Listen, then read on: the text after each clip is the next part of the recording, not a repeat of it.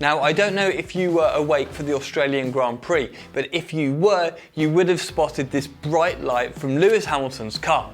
And it's interesting stuff, really showing that Mercedes are still trying to fully understand their car. It's well known that Mercedes are still trying to get down to the weight limit, with many people estimating that they are nearly 10 kilograms overweight. They even went over the car and chose areas to cut back on paint, saving them around 350 grams. So why did they then bolt on this shiny sensor that weighs about 1.5 kilos?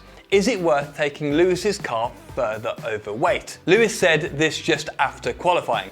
"I've got something on my car which makes the car a little heavier. Hopefully it will enable the team to gather more information from the race tomorrow." So what exactly are they trying to measure? And will it pay off? From what we know, Mercedes have a couple of main issues: porpoising, which we'll get to, weight, and drag. Starting with drag, Toto has admitted that you can go cutting back wing angles and other downforce, but also drag, producing elements, but that leaves them with less downforce than other teams. Not ideal. They can recoup this, but only by dropping the ride height, which then sparks off their porpoising issues. So that is the problem. They need to figure out their porpoising issues to then increase downforce and cut back on drag. So it's an issue that compounds. The car bounces and the drivers struggle to drive on the limit, and the balance is all over the place. So you raise the car up, but that comes with its own performance penalties. You decrease the downforce from the floor, so you have to compensate with draggy downforce from the wings. You can actually see it. Look at the front wing of Charles and then Lewis. It's the same for the rear wing. The difference is pretty huge. So how do they fix it? Well, they need to understand what the floor is doing at different ride heights to cause the porpoising. And that's where these sensors come in. We saw even through practice, they were running laser ride height sensors on the edge of the floor, which we've seen kind of flapping up and down a little bit as the cars go around. Having accurate data from these other sensors under the car throughout the race just sees at what point the porpoising is happening in terms of what your true ride height is. Because while you'll always have the suspension movement recorded in your data, that doesn't necessarily tell you your actual ride height, because the tyres squish a little bit as well. So actually having an accurate ride height tells you exactly what point it's happening. So it would mean that the aerodynamicist will be able to go back and have a look at the floor at that particular height from the circuit. Or the suspension engineers could go back and say, well, if it's at this height, then this is what the situation of the suspension is at that position. Or even if parts of the car are hitting the circuit underneath, which is clearly a problem a lot of the time, either because of the porpoising or leading to porpoising. So this bright light in the center of the floor is a sensor that tells them exactly what they need to know. And it's a lot like my computer mouse. It's an optical sensor that feeds back a variety of different speed vectors. So the key sensor that they were running under the front of the W13 was what's known as an optical slip angle sensor.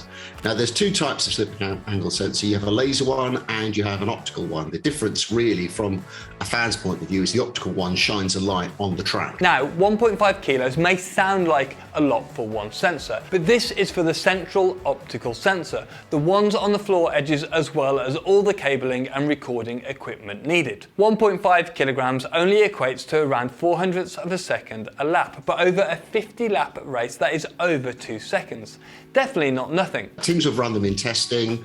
Toro Rosso used to run them a lot, even through races. And Mercedes, as you could clearly tell from just under the splitter at the front of the car, were running this sensor, just looks down at the track.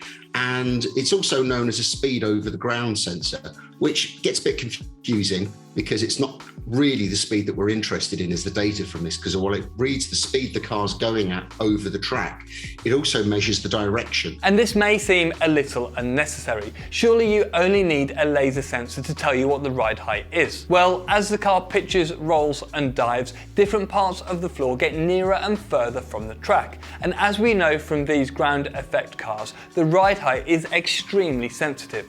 So small changes could be what is causing the porpoising issues. And what teams use this sensor for is just to understand how the car's moving around the circuit. And you compare this with steering traces and accelerometers around the car, and you can see how much the car is slipping through corners. So whether it's understeering, oversteering, and also which direction it's going vertically in terms of ride height.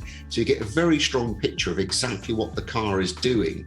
And while it's useful to do this through practice, it's especially useful to do it through the race with these new tyres. Now you can also see that the sensor was used by Mercedes a lot last year when porpoising wasn't an issue. It also is used to provide a lot of information about the tyres. The teams will be comparing the steering angle to the actual direction of the car to measure the slip angle and understand how the tyres perform, wear and generally behave throughout an entire race. But back to the porpoising issue.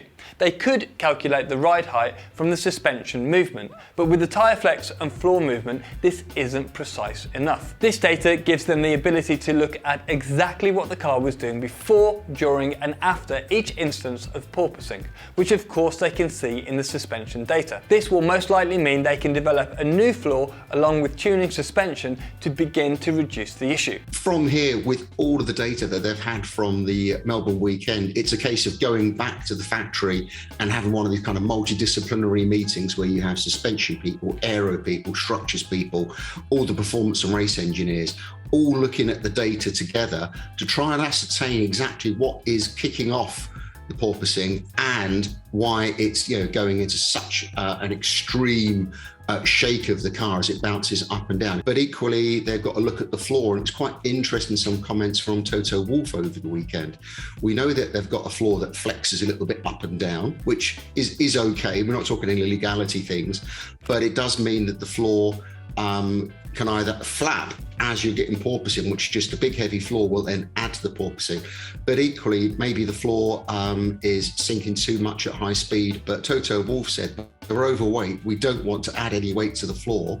Therefore, the solution isn't just in making a stiffer floor for them. So there's lots of things that need to be discussed amongst the teams. So now you can start to see why it's worth carrying a few extra kilos. Despite the sensor not reading for the entire race, it was actually turning on and off every so often. They still have a load of data. Lots of information about the ride height, the porpoising effect, the tyre behaviour and so much more. And if you're going to bet on anyone fixing issues like this quickly, it's most likely Mercedes. You should check out this video on why Max's Red Bull keeps on failing mid-race. Thanks again to Athletic Greens for sponsoring this video and to you lot for watching. I'll catch you in the next one.